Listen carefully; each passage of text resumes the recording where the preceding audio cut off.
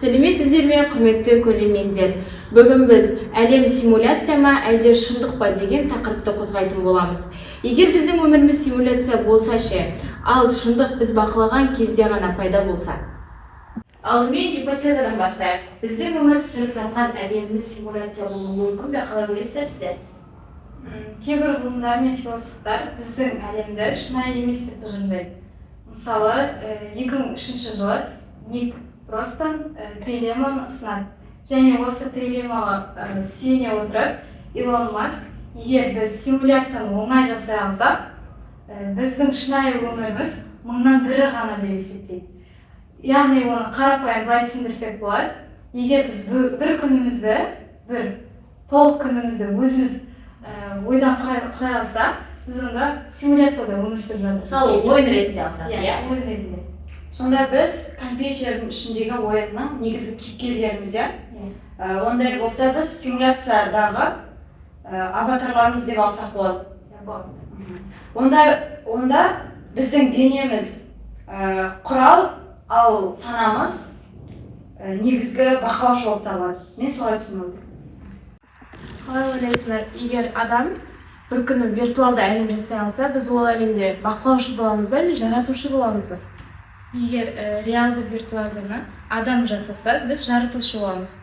Ал егер әлем бойынша біз симуляциялық кезеңде болсақ, онда біз оның ішіндегі бақылаушы ретінде қабылданамыз. Енді осы орайда бақылаушы деп айтып отырып қой жаңағы, осы кезде физикадағы бақылаушы эффектісі туралы қалай айта аламыз? Бақылаушы эффектісі дегенді қарапайым түрде былай алсақ болады. Мысалы, фотонды біз бақылаған кезде ол бөлшекке айналады. Ал егер бақыламаса, яғни бақылаусыз күйде болса, ол толқындар ретінде жүріп тұрады. Сонда сіз айтқандай, бақылау эффектісінде бақылаушы адам емес, негізгі құрылғылар болады, иә? Яғни құрал ретінде саналады, иә.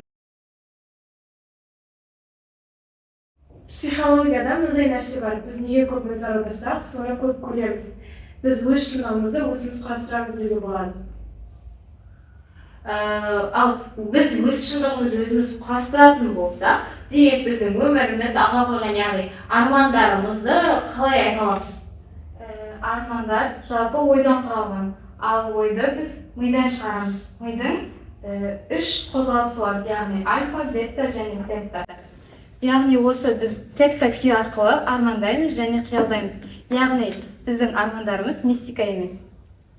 Ал онда армандардың орындалғаны кездейсоқ емес деген сөз. Біз өзіміз байқамай дұрыс шешім қабылдап, іс-әрекет жасап, нәтижесінде армандарды аяқ асты орындалғандай көреміз. Мысалы, мен қазір оқуға түсуді армандасам, сол жолдағы менің еңбектерім, жоспарларым, ертең оқуға түскен күнім өзімнің кездейсоқ арманым орындалғандай болуы мүмкін, бірақ бұл менің осы жолдағы қадамдарымның нәтижесі деп айтуға болады. Яғни адам әрекетінен пайда болған нәтиже, иә? Сонда біз бұрын армандаған, мысалы, біз ақылды үйлерді, техникаларды, неше түрлі заттарды армандадық, иә? Бұрын армандаған заттарымыз қазір біздің көз алдымызда болып жатыр, барлығы жаңадан шығып жатыр.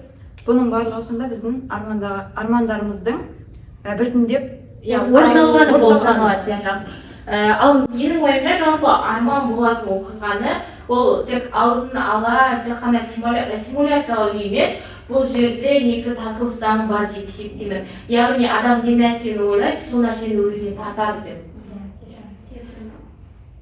Ал жалпы келесі бізде айтып өтетін болса, сіз жаңа айтып өткен Ник Бостромның трилемма туралы өзіңіздің нақты айтып өтсеңіз, ұғым туралы.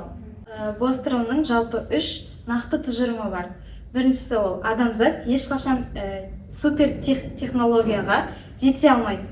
Екіншісі ол жеткен күннің өзінде біз симуляцияны атқармаймыз. Үшіншісі немесе біз симуляцияда өмір сүріп жатырмыз. Сонда қалай ойлайсыздар, барлық әлем біздің армандарымыздың симуляциясы болуы мүмкін бе? Или болмай ма? Ғылыми тұрғыда адам ешқандай әлемге қатыса алмайды, бірақ адам тек ол әлемде бақылаушы, қатысушы ретінде рөл атқара алады. Ал қазіргі таңда ғылыми негіздемесі өте аз болғанымен, әлемнің симуляция болу мүмкіндігін фантастикалық тұрғыда қалай жеткізе аламыз? Әлем симуляция болуы мүмкін. Немесе біздер миллиардтан бір реалды шынайы өмірде өмір сүріп жатырмыз деуге болады. Және қазіргі таңда фантастика болғанмен ғылым мен сананың жұмысы біздің әлемнің көшірмесін жасауы мүмкін. Ал мен өз ойымды айтатын болсам, әлем симуляция болуы мүмкін деген жаңағы біз ғылыми жаңалықты фантастикаға келіп айналдырып отырмыз ғой. Ал егер симуляция көп болады деп есептесек, біз соның нақты бастысында өмір сүріп жатырмыз деп ала аламыз. Және бізден бөлек параллельді әлем бар деп есептейміз. Жалпы енді бүгінгі тақырыптарымызды қорытындылай кетсек. Осы ақпараттарды қорытындылай келе мен өзімді шын реалисті әлемде өмір сүріп жатырмын деп есептеймін. Мен де жалпы бүгінгі тақырыпты қорытындылай келе астрономның айтқан тұжырымдамасына келісемін. Себебі мен нағыз шынайы әлемде өмір сүріп жатырмыз дегенге сенемін. Ал мен ол өзім айтып отқандай фантастикаға сенемін. Мүмкін біз симуляциядамыз, мүмкін жоқ. Бірақ бір нәрсе ғана анық.